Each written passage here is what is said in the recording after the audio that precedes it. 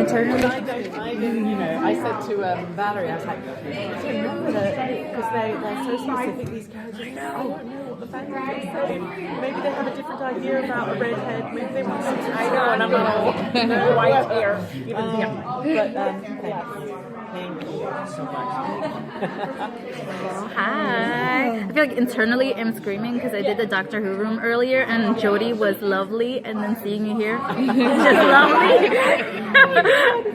I know it's Jared was talking about the representation for queer representation and how the relationship is just like any other relationship, and you wanted to educate people in a way so they understand and they learn, and you being queer wasn't why you were in the story. Could you talk a little bit about Right, it had nothing to do about being a lesbian at all. It's gay, it had nothing to do with it. It's about love, a relationship, us raising this incredible child that went through this horrific journey with her parents being murdered, her sister, my best friend. That's all it's about. And then, of course, then you add, we are creatures, that we are living in plain sight and always having to hide. That's what we have to hide. Not our love for each other. We have to hide that we're a witch, or a demon or a vampire. And then to culminate into we're losing who we are. We're losing our power. The vampires are losing who they are, and the demons are losing who they are, and we might become indistinct. Distinct. That's what that's about. Yeah, I mean, there's no prejudice when it comes in fact, it's not even that it's sort of not even an issue. It's not, and that's what's so great is this is just who we are. We're a couple like any other couple, and I love that about the book, and I love that in the way the book was adapted for the show. We did have one conversation, let's put it that way, with one of the producers. We wanted to furnish the interior of our house with photographs from our past and stuff like that, so that it really felt real. And one of the wardrobe supervisors' mothers was a knitter, and she knitted us 2 pink pussy hats. And so we shot this scene where we had a photo of us with the hats, and we shot a scene where we were both wearing our hats coming back with our groceries, and one of the producers said, no, you can't do that, it's political, you can't do it, and it's anti. And I was like, anti-trans, the women's movement. And I mean, if we are living today in this world, we would have those hats. And we went to that march. And that's what we have. We have a photo in the house of us at the march.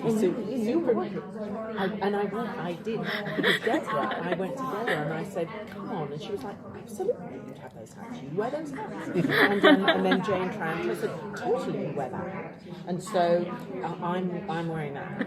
And the truth is, I mean, it just sort of doesn't, but if you know, and I said, it's not about being anti this president, it's about the women's movement. I got my hat. Kind of going off of that, can you speak to what it's like working on a show where all of the key creative decision makers are women? Do you know, the thing is, I sort of was not even kind of aware. That's the thing. It's a little bit like the relationship between these two characters. You just go to work and work happens. And that's, in a way, it's like not a dumb thing, to sort of even highlight, but it shouldn't even have to be highlighted. Do you know what I mean? Right. It's just it was a working day, and we had our one of our DPs was female. You know, we had a lot of female crew, but it was just like, this is how it is. But thank God for it, and thank God that it wasn't in a way made an issue. It just was a working day, and that's how it should be. Right, and I know we celebrate was it film female Women in Film Friday, and so we said, guys, we need to take a photo. And then when you look back at the photo and see how many women, it was like, But as she said, while working, we're just doing our job, and we're having a time of our life, and we're being taken care of, and we're doing great work, and we're coming together, blah blah blah. And so happen they're women. Come on. Right, but you don't notice it until we took that photograph. It's like, oh my God. So hopefully that trend will continue. Where it won't be ashamed. You do it because why? You're good enough to do it. Yeah, Exactly. Not because you're a woman. Yeah. One of the things that I love most about this series is the importance of family. I mean, the family you're born into, and certainly the family that you choose for yourself. So can you talk a little bit about how that theme manifests in your portrayal of your characters? I think when you first see Sarah and Em, for a large part of the beginning of the series, you just see them on the end of a phone, sitting on the porch, sort of having long-distance telephone conversations with Diana and getting terribly, terribly concerned because we're hearing about vampires and what? She's not there with us, and you come home here. No, I'm not going to what? I'm in love with a vampire. Wow. But I think that it's I mean, my God, they care about her. They are, you know, they have this. They live in this gorgeous sort of bucolic valley in their lovely house, and and they've been very protective of Diana. But she's had to, like any child, has to leave the nest at some point and has to make their own way and has to make mistakes. But the frustration I think that Sarah feels is a frustration born out of deep love and care for Diana, and also, I mean, the things that you know, that you hold in your heart, that you don't even share with me, are also born out of deep love and care for Diana and for her well-being. And also for me being an outsider coming into the Bishop home, you know what I mean, and coming into this family. She had great parents. Diana had great parents, great sister, and then them not even accepting me, but you know, and when I say accept, it's not because I'm gay or black or anything like that. It's accepting just, you know, someone that she loves and wants to bring into her family. And I'm now part of the family, and then to be able to raise her child, this child, and I'm trying to look for the word, given that gift, they've allowed me to help raise And nurture. Because you are the nurturing one. Right. But you know, coming into the bishop home, because I'm not a bishop, But you're a Mather, but they also both come from, like, the Mather line, the Bishop line, go way back. And so these two women also absolutely hold on to their heritage, and it's crucial and important. And that's the thing that they both try to instill in Diana, is recognize your heritage, recognize what you are, who you are, where you've come from, and hold on to that, because it's disappearing. And you know, that is a huge part of the story. Can you, I feel bad, I'm nearly gone on the table. Can I speak? I don't know. Anyway, the books have got a very passionate fan base. Can you talk about the first time you sort of experienced the book or read the book, what you thought of it, and what what can fans expect from this show? Because there's not much out there, but there's a hunger, obviously.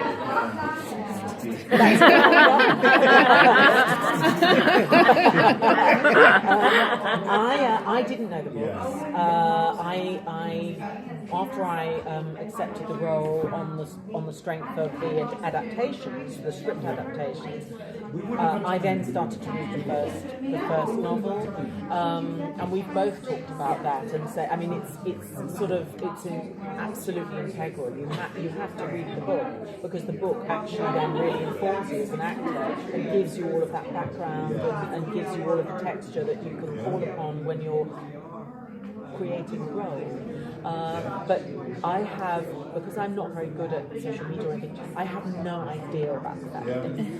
So I don't know how big or passionate they are. I just hope that they like us. Right, that's always the thing. Please like us, please like us. But because I am on social media, yes, they are very passionate, but they're all from all the tweets that I get, and I read everything, and of course, following Deb, and they love you. They're so excited about me. They're so excited about us playing, and they love the choices that were made in casting. They really do. And as I said, I'm the center of that table. I'm a huge fan of Harry Potter. Come on, Lord of the Rings. So I get it. I understand it as a fan. I know what I have in my head, and I want to see that. But also, as an actor, I am accepted. So things have to change, and I might have not made that choice on that actor, but I'm going to go with it, and you end up falling in love with him. But the fans have been awesome, just on the fact that they know us from our other work, and I think they chose wisely. I really do. Do you know what I also like?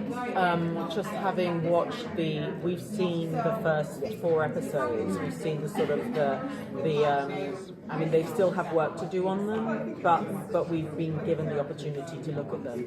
And actually, what I really like, I mean, aside from the fact that it looks gorgeous and it's it's beautifully lit, it's incredibly filmy, considering that it's on digital, and they've come a long way with the digital format now, and it's amazing how much depth there is, and it looks more and more like film every day.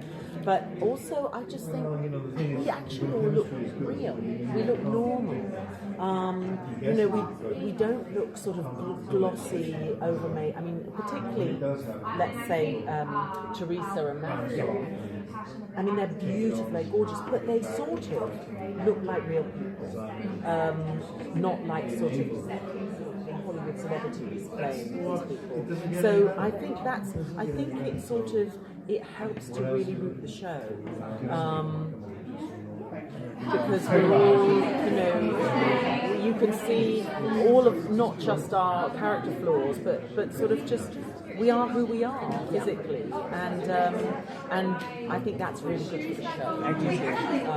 And it's so important because with today's HD and stuff like that, I mean, I feel that today's HD is meant for sports and animals, not actors. Yeah. And so to have what they've given cinematically, it brings out the realness of a person. I'm not looking at. You see every pore, but it just is a sense of roundness and deepness and realness, as opposed to so high gloss and really touching a great point, just cinematically how it's actually filmed, and then finding a nice balance between the digital world and the old film. Which I kind of prefer. Yeah. Gauze over that lens and everybody.